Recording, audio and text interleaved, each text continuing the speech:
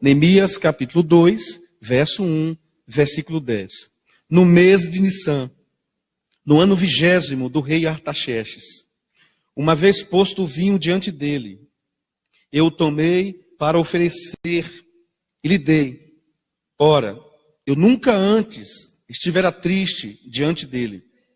O rei me disse: por que estás triste o teu rosto, se não estás doente?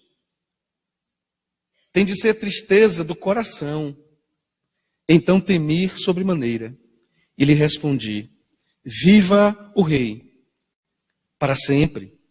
Como não me estaria triste o rosto, se a cidade onde estão os sepulcros dos meus pais está assolada e tem as portas consumidas pelo fogo? Disse-lhe o rei: que me pedes agora? O que você quer? Então orei ao Deus dos céus e disse ao rei: se é do teu agrado, e se o teu servo acha mercê em tua presença, peço-te que me envies ajudar a cidade dos sepulcros de meus pais, para que eu a reedifique. Então o rei, estando a rainha assentada junto dele, me disse: quanto durará a tua ausência? Quando voltarás? Aprove ao rei enviar-me e marquei certo prazo. E ainda disse ao rei: se ao rei parece bem, deixe-me cartas para os governadores da além do Eufrates, para que me permitam passar e entrar em Judá, como também carta para Asaf, guarda das matas do rei, para que me dê madeira para as vigas das portas da cidadela do templo, para os muros da cidade e para a casa em que deverei alojar-me. E o rei me deu, porque a boa mão do meu Deus estava comigo. Então fui aos governadores da além do Eufrates e lhes entreguei as cartas do rei. Ora, o rei tinha enviado comigo oficiais do exército e cavaleiros. Disto ficaram sabendo Sambalá, o Horonita, e Tobias, o servo amonita. E muito lhes desagradou que alguém viesse a procurar o bem dos filhos de Israel. Querido Deus, nós te louvamos por essa boa palavra, Pai, pela porção dessa agenda de Neemias.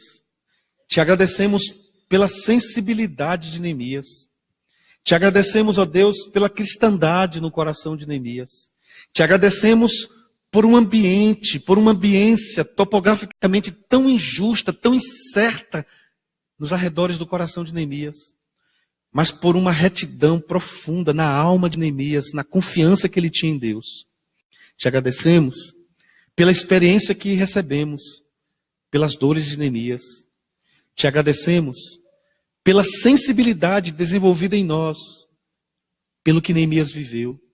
Te agradecemos, Senhor, de maneira especial, pela fé que brota em meu coração, sempre que eu vejo as reações de Neemias.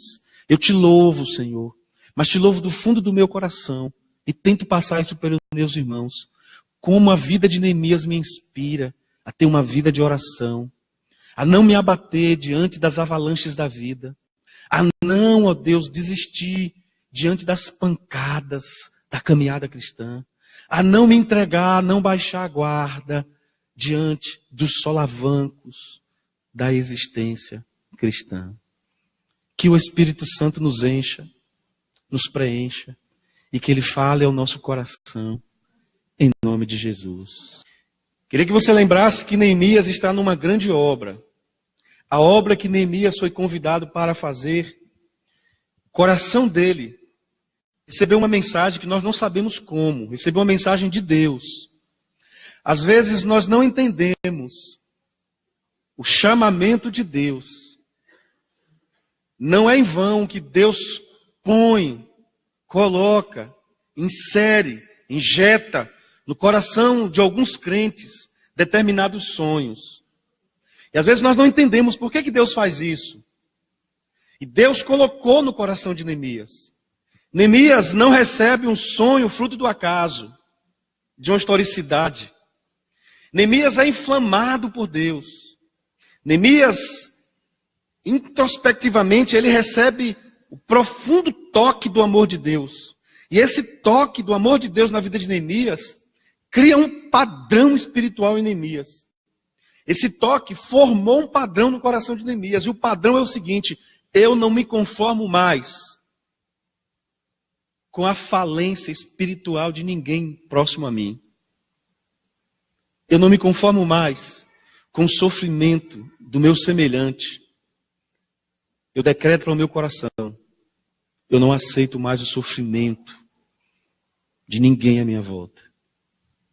Sabe, irmãos, a Bíblia vai nos dizer que 4 meses depois de Neemias receber a notícia de que o povo dele estava sofrendo, que os muros estavam extremamente caídos e as portas em fogo, a Bíblia diz que Neemias chorou, depois ele enxugou as lágrimas.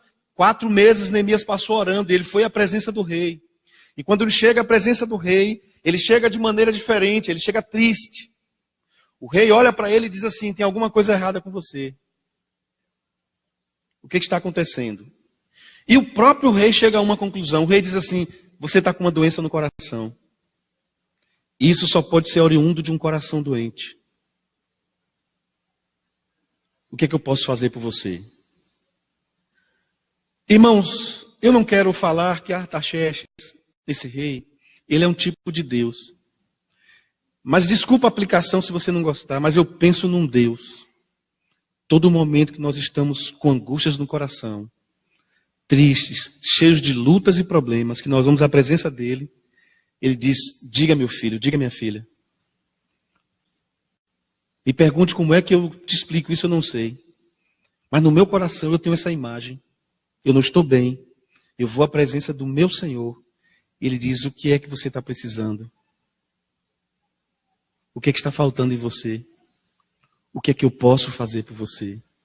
E aí eu gosto muito de Jeremias 33:3, quando diz assim: clama a mim, e responder-te-ei, e anunciar-te-ei coisas grandes, firmes, algumas versões dizem ocultas, que tu não sabes. Então Neemias, ele começa a mostrar como até um rei que tem as suas deficiências, um rei que tem uma habilidade governamental extraordinária, um rei que joga com o seu reinado como se estivesse jogando um tabuleiro de damas. Ora, ele para a obra, porque ele ficou preocupado que a expansão dessa obra fragmentasse, fragilizasse o seu reinado. Ora, ele percebe que, conduzindo esse processo de restauração daquela obra, o seu nome seria exaltado. Ele seria agora mais forte ainda. Então, um rei estratégico. E eu aplico isso a Deus. Deus é um rei estratégico. De vez em quando Deus permite que passemos grandes lutas para nos aproximar dele. Isso é uma estratégia de Deus. De vez em quando Deus permite que algumas chagas venham até nós para que cheguemos até ele. Deus é um Deus estratégico. De vez em quando ele permite que você chore uma noite toda. Todinha. Mas ele já lhe diz assim: pode chorar, meu filho, pode chorar, minha filha, mas saiba de uma coisa: o choro pode durar uma noite. Mas acredite no que eu estou dizendo, a palavra diz que ninguém vai amanhecer debaixo de lágrimas. As lágrimas serão apenas testemunho. Porque a alegria vem ao amanhecer. É esse o nosso Deus. Então Neemias vai nos mostrar isso. E ele chega à presença do rei. E o rei diz: o que é que você precisa? O que é que você quer que eu te faça? E aí Neemias diz assim, depois da palavra do rei: se é do agrado do Senhor, do rei, e se eu acho, e se eu me mostro, se o Senhor encontra em mim um servo condizente, me autoriza a encarar essa obra. Meus queridos irmãos, versículo 5 diz: peço-te que me envies ajudar a cidade dos sepulcros de meus pais, para que eu a reedifique. Irmãos, Neemias aqui está falando de raízes. Neemias está falando aqui de história. Um homem sem história, uma mulher sem história, é um homem vazio, é uma mulher vazia. Uma mulher e um homem sem história, uma pessoa sem sonhos sólidos. E Neemias olha para a sua raiz, olha para a sua história. Eu quero voltar para onde eu saí. Eu quero voltar para o meu povo. Porque se o meu povo está sofrendo, eu estou sofrendo. Se meu povo está perecendo, eu estou perecendo. E esta é a dinâmica do Evangelho. Se um irmão em nossa igreja sofre, eu sofro. Você tem que sofrer também. Se um irmão ao seu lado sofre, você tem que sofrer também, irmão.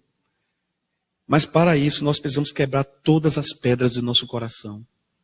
Porque há pedras em nosso coração que já fizeram alvenaria.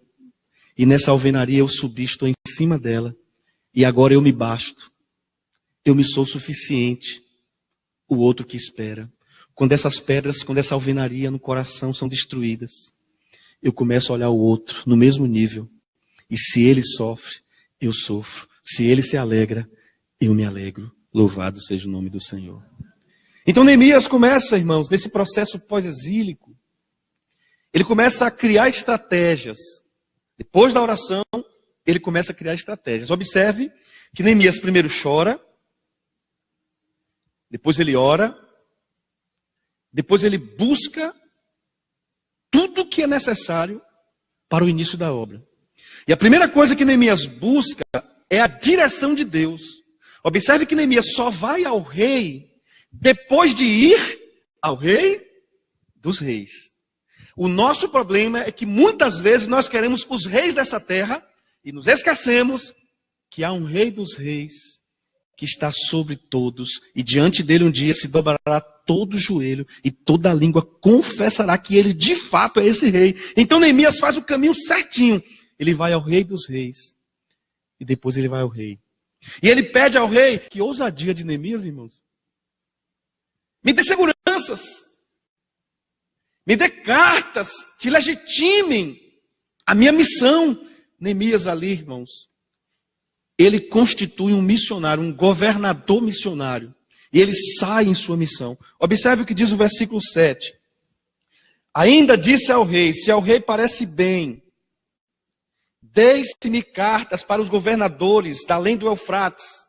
Porque quando chegar nessa região, se os governadores vierem contra mim, eu estou legal, e eles não vão poder tocar em mim.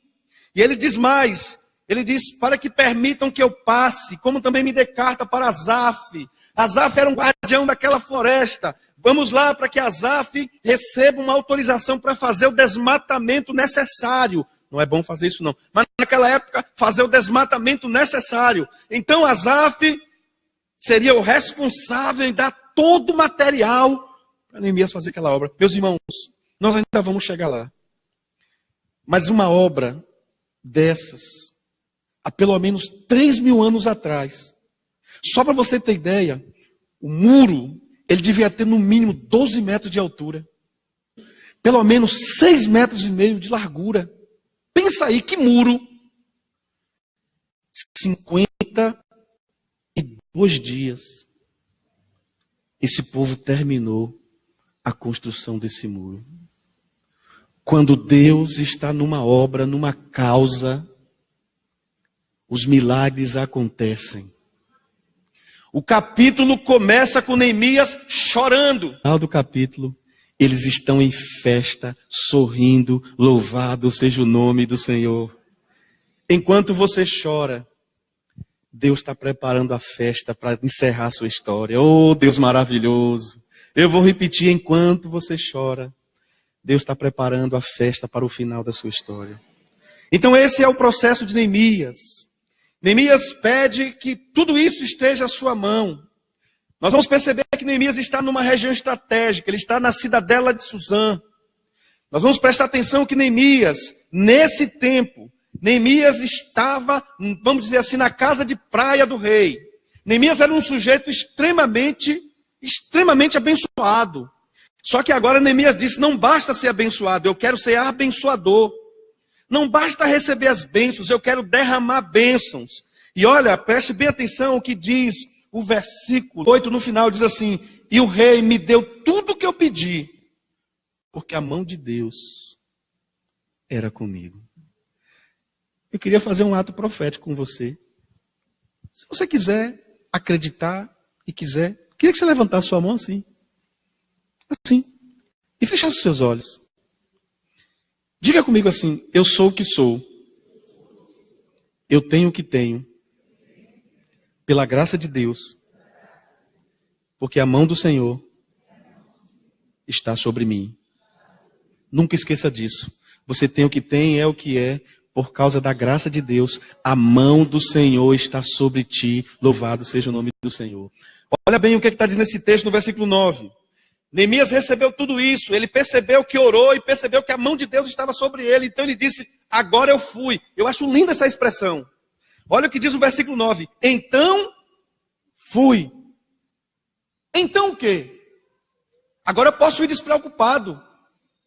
Porque eu tenho certeza que Deus está comigo.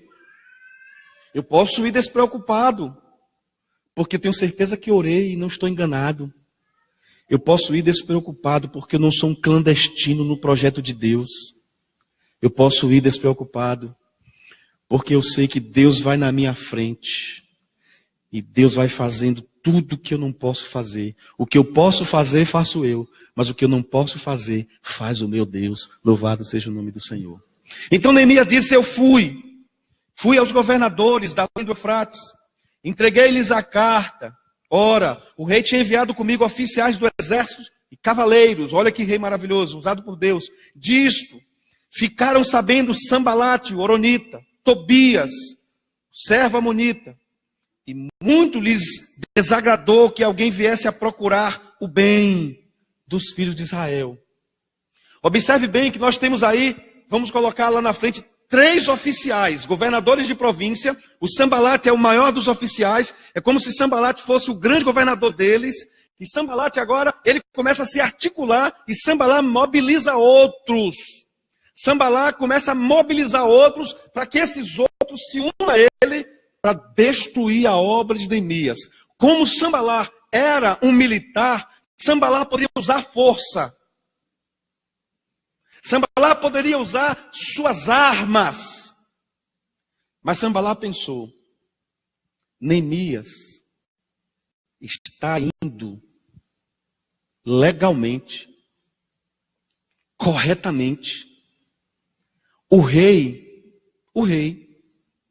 o autorizou. Se eu lutar contra Neemias, eu vou estar lutando contra o rei. Você sabia que o livro de Neemias é um livro doutrinário?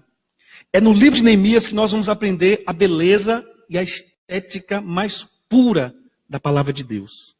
É no livro de Neemias que nós vamos aprender a doutrina da oração. É no livro de Neemias que nós vamos aprender um princípio que alguns chamam de batalha espiritual, outros chamam de guerra espiritual. É aqui que nós vamos perceber quais são as artimanhas e como funcionam as estratégias de Satanás. Então Sambalate pensou, ele disse: eu não vou lutar, eu não vou usar força contra Neemias.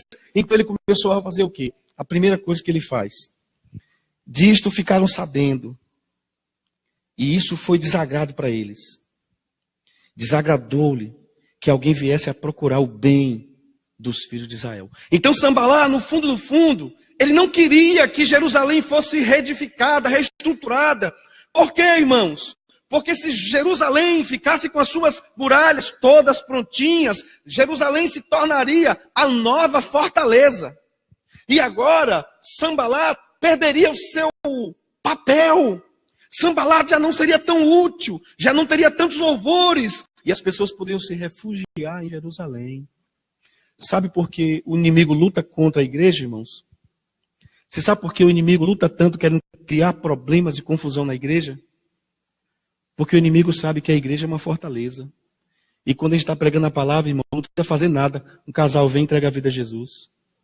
Porque aqui é a fortaleza de Deus. É aqui a fortaleza do Senhor. Sambalate e Tobias, eles sabiam que se a obra de Deus fosse feita em Jerusalém, eles perderiam a guerra. Eu quero encerrar essa palavra aplicando algumas coisas na nossa vida. Primeiro, o pedido de Neemias. A Bíblia diz assim: pede-me, e lhe darei as nações como herança. Você sabe qual é um grande defeito dos crentes? Vós nada tendes, porque não pedem. Se vocês pedirem e não receberem, talvez vocês pediram errado, pediram mal. O primeiro princípio que eu queria deixar no fundo do seu coração, irmão, peça. Está com alguma necessidade, peça. Não pare de pedir. Não pare. Neemias não fez como Esdras. Esdras queria pedir, mas talvez olhando para o rei, ele recuou. Neemias foi e pediu. Número 2, a viagem de Neemias. Para você ter ideia, Hanani sai de Jerusalém, observe bem, a viagem que ele fez, imagine aí, irmão, 1.500 quilômetros no mínimo, para dar notícia. Aí Neemias olha para sua frente, ele vê um desafio de um rei que tinha mandado para a obra. Neemias vê um desafio de exército na pessoa de Sanbalate, de Tobias, levantando contra ele. Neemias vê as garras de Satanás tipificadas naquela hora. Neemias olha para sua frente e vê 1.500 quilômetros à sua frente. E o que é que Neemias faz? Neemias está mais preocupado com Deus do que com a estrada que tinha pela frente. Ele disse, eu vou viajar. Eu não quero saber quantos quilômetros. O que isso tem a ver conosco, irmãos? Tem muita gente cansando no caminho. Tem muita gente abandonando a família porque está cansando no caminho. Tem muita gente abandonando a fé porque está cansando no caminho. Tem muita gente abandonando a igreja brasileira porque está cansada no caminho. Tem muita gente abandonando a pureza, abandonando os seus sonhos porque está cansado no caminho. Eu vim aqui para te dizer nessa noite, não pare a sua caminhada, mesmo que seja 1.500 quilômetros, caminhe, porque a vitória é certa em nome de Jesus. Terceira coisa que me chama a atenção, nós não chegamos ainda ao versículo 11 ao 16, mas Neemias, quando ele chega lá, ele vai fazer uma inspeção, não é a minha ênfase agora, mas você vai perceber que Neemias sai de noite para conhecer o seu estado. Voltando aqui, como é importante o mapeamento, como é importante a inspeção do nosso trabalho, como é importante de vez em quando parar e fazer como o povo de Israel, que carregava a arca da aliança e dava os 6 passos e no 7º passo ele descansava. Como é importante pensar em Deus, fazer a obra da humanidade, descansou o Senhor. Isso me remete a pensar o quê, irmão? Um dia desses eu conversando com um rapaz, uma pessoa maravilhosa. Um jovem senhor. Ele me disse, pastor, eu volta e meia eu tenho vontade de tirar a minha vida. Pastor, eu estou com 55 anos. Sempre produzi. Pastor, a crise veio, eu estou desempregado. Ele disse, pastor, eu não consigo mais olhar as pessoas na minha igreja, eu fico irritado com tudo, eu brigo com todo mundo. Pastor, em casa eu briguei com a minha sogra. Eu falei, posso te dar um conselho? Desliga um pouco. Para. E veja a mão do Todo-Poderoso acima dos seus problemas. Orei com aquele moço, irmãos. Eu só falei para ele assim, quando você estiver orando, faça uma DR com Deus, discuta seu relacionamento com Deus nos detalhes. Fala, Senhor, eu estou irritado. Sabe, irmão, de vez em quando nós precisamos parar e falar os detalhes. De vez em quando você tem que parar e dizer assim, Senhor, eu não quero que o Senhor perdoe os meus pecados, não. Eu queria que o Senhor perdoasse o pecado da minha língua. Eu estou falando demais, eu estou fofocando muito. Senhor, eu queria que o Senhor perdoasse o pecado dos meus olhos. De vez em quando eu sinto meus olhos com as pernas muito de fora. Sabe, irmãos? Detalhar, ter uma conversa mais íntima com Deus. Eu vejo em Neemias alguém preocupado com os detalhes da vida. Eu quero convidar você a ser um crente mais detalhista. A procurar o acabamento da sua fé. Talvez você já seja um crente, mas está faltando acabamento. Pede a Deus para fazer um acabamento na sua vida. Muitas pessoas me pedem, pastor, como é que eu faço para ter mais paciência? Ore a Deus para ter paciência, minha irmã. E qual a metodologia de Deus para a pessoa ter paciência? Isso é velho, eu ouvi isso na minha adolescência do meu pastor, continuo falando. Bom, quando uma pessoa pede paciência, o que é que Deus faz? Deus coloca uma pessoa assim, irmão, daquelas, abençoadas, daquelas, irmãos, que tira a paz de qualquer pessoa. Aí aquela pessoa chega no seu caminho para você aprender a ter paciência. E quando você pede fé, Deus, eu quero ter fé. Aí você começa a passar por provações. Provações. E quando você pede a Deus para mudar a realidade de um povo, para mudar a sua realidade, aí Deus começa a colocar no seu caminho assassinos de sonhos. E quando você começa a se deparar com os assassinos de sonhos de alegria, aí Deus olha para você e diz assim: você não pediu uma grande obra?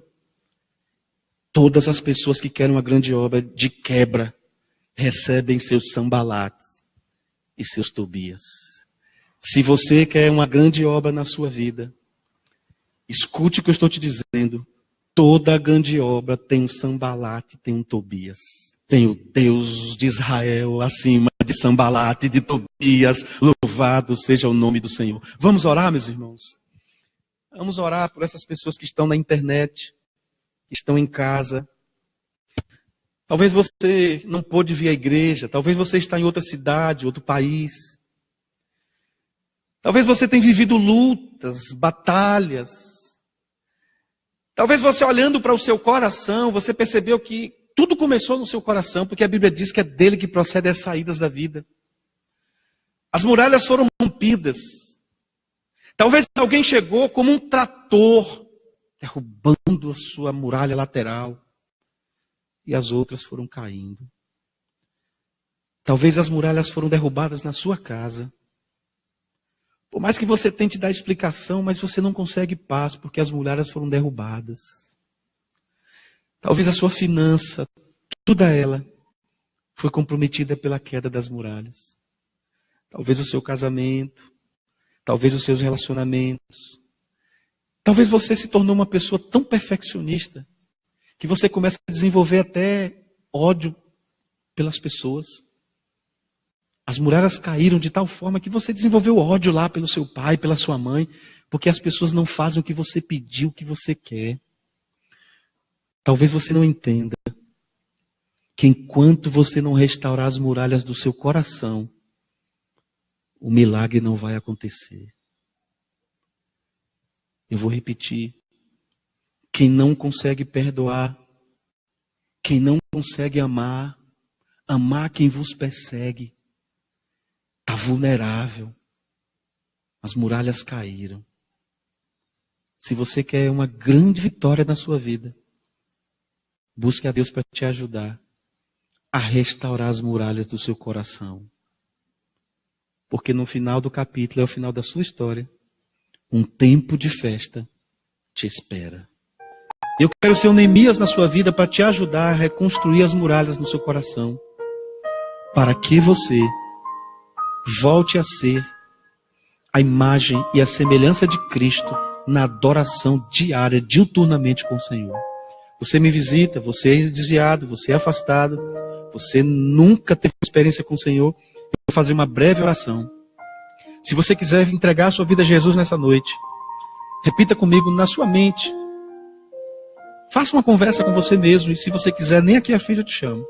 A igreja está com a cabeça baixa, está orando, não se constrange. A oração é a seguinte: Senhor Jesus, me ajuda a reconstruir as minhas muralhas, porque eu quero estar na tua presença como uma nova criatura. Senhor, nós te agradecemos, Pai. Te agradecemos porque, como pastor, pregando a mensagem aqui, eu gostei tanto da mensagem de manhã, Senhor. E eu queria dizer para os meus irmãos, na presença do Senhor, que isso não é uma idolatria, não é uma vaidade. É porque Deus falou tanto comigo de manhã, eu gostei tanto de manhã, Pai. E enquanto pregava aqui, Senhor, o Espírito Santo me ajudava, mas o inimigo ficava no meu ouvido: que mensagem ruim, que coisa horrível, está faltando isso, está faltando aquilo. Agora eu entendo, Pai. Graças a Deus que a mensagem foi ruim. Que bom que a mensagem foi ruim.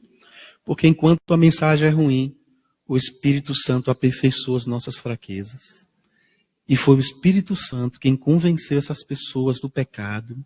E é o Senhor que vai ajudá-las nessa nova caminhada. E como igreja, nós os abençoamos em nome de Jesus. Amém.